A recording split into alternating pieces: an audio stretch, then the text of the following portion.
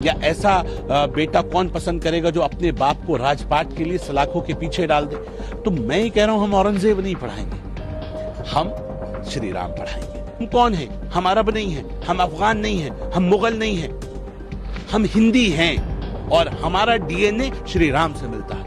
हम हिंदुस्तानी हैं, तो अगर हिंदुस्तानियों को अगर श्री राम पे गर्व नहीं होगा तो किसे होगा? राम हमारे हैं। 22 जनवरी को हुए राम मंदिर उद्घाटन और राम मंदिर के गर्भगृह में हुई रामलला की प्राण प्रतिष्ठा के बाद से पूरा देश राममय हो चुका है। देश भर से लोग लाखों की संख्या में राम मंदिर में दर्शन करने के लिए पहुंच रहे हैं। वहीं इसी बीच एक बड़ी खबर सामने आ रही है। उत्तराखंड के मदरसों के सिलेबस में बड़ा बदलाव होने जा रहा है। उत्तराखंड वक्फ बोर्ड के चेयरमैन ने बताया है कि मदरसे में अब बच्चों को भगवान श्री राम की कहानियां पढ़ाई जाएंगी। वक्फ बोर्ड के चीफ शादाब शम्स ने बताया कि इस साल मार्च में शुरू होने वाले सेशन में नए सिलेबस को लागू किया जाएगा। उन्होंने बताया कि भगवान श्री राम एक ऐसे चरित्र हैं जिनके बारे में हर एक को पता होना चाहिए और उनको फॉलो करना चाहिए। आपको बता दें कि उत्तराखंड में वक्फ बोर्ड के तहत 117 मदरसे चलते हैं। वैसे पूरे प्रदेश में 415 मदरसों को संचालित किया जा रहा है। वक्फ बोर्ड की तरफ से 4 मदरसों को मॉडर्न बनाने के लिए पहले ही फैसला लिया जा चुका है, जिसमें देहरादून, हरिद्वार, नैनीताल और उधम सिंह नगर जैसे मदरसे शामिल हैं। इन मदरसों में इस सत्र से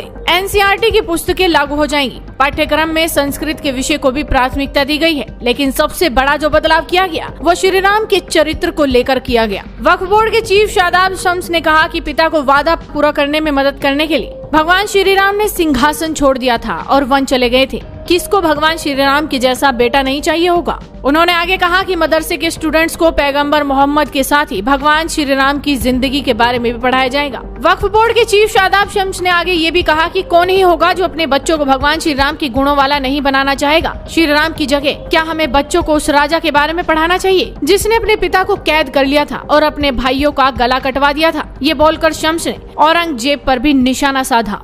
है राम के वजूद पे हिंदुस्तान को नाज, अहले नजर समझते हैं उनको इमाम हिंद।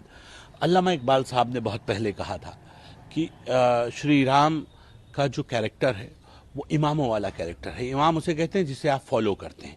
और मुझे लगता है कि कोई भी बाप अगर चाहेगा औलाद तो श्री राम जैसी चाहेगा कि जो उनके एक कौल के लिए, अपने वालिद के एक कौल के लिए जो राजपाट को लात मार दे और लात मार कर कहे मैं वनवास के लिए जा रहा हूं क्योंकि मेरे पिता ने, मेरे वालिद ने एक वचन दिया है, उस वचन को निभाना है।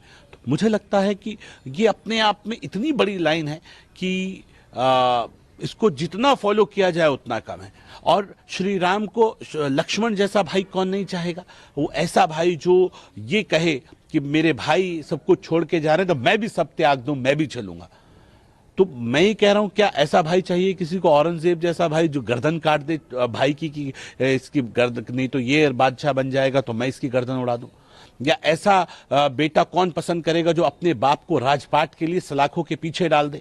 तो मैं ही कह रहा हूं, हम औरंगजेब नहीं पढ़ाएंगे, हम श्री राम पढ़ाएंगे और अपने नबियों को, मोहम्मद साहब को पढ़ाएंगे, सहाबाओं को पढ़ाएंगे और श्री राम को भी पढ़ाएंगे। और मैं कह रहा हूं क्यों ना पढ़ाएं, सबको अपने अपने कल्चर पे। हम कौन है? हम अरब नहीं है, हम अफगान नहीं है, हम मुगल नहीं है, हम हिंदी हैं और हमारा डीएनए श्री राम से मिलता है। हम हिंदुस्तानी हैं, तो अगर हिंदुस्तानियों को अगर श्री राम पे गर्व नहीं होगा तो किसे होगा? राम हमारे हैं, राम सबके हैं। और मुझे लगता है इसलिए हमने तय किया है कि हम जो अपने मॉडर्न मदरसे बन रहे हैं, जो मार्च से हम प्रारंभ करने जा रहे हैं, उनके अंदर हम श्री राम को भी पढ़ाएंगे। और मुझे लगता है खूबसूरत भारत अगर हमें बनाना होगा तो हम उस ट्रैक को आगे बढ़ाना होगा। न लड़ेंगे, न लड़ाएंगे, न डरेंगे, न डराएंगे। मोदी जी का श्रेष्ठ भारत बनाएंगे, उस दिशा में हम आगे बढ़ रहे हैं। फिलहाल इस खबर के आने के बाद चर्चाओं का बाजार गर्म हो चुका है कि किस तरह से औरंगजेब की जगह श्री राम का चरित्र पढ़ाने का उत्तराखंड के इन मदरसों ने बड़ा फैसला लिया है। देखना होगा कि उत्तराखंड में इस बदलाव के बाद किस तरह की चर्चा देखने को मिलती है। तो आप इस वीडियो को शेयर कीजिए और जुड़े रहिए हेडलाइंस इंडिया के साथ।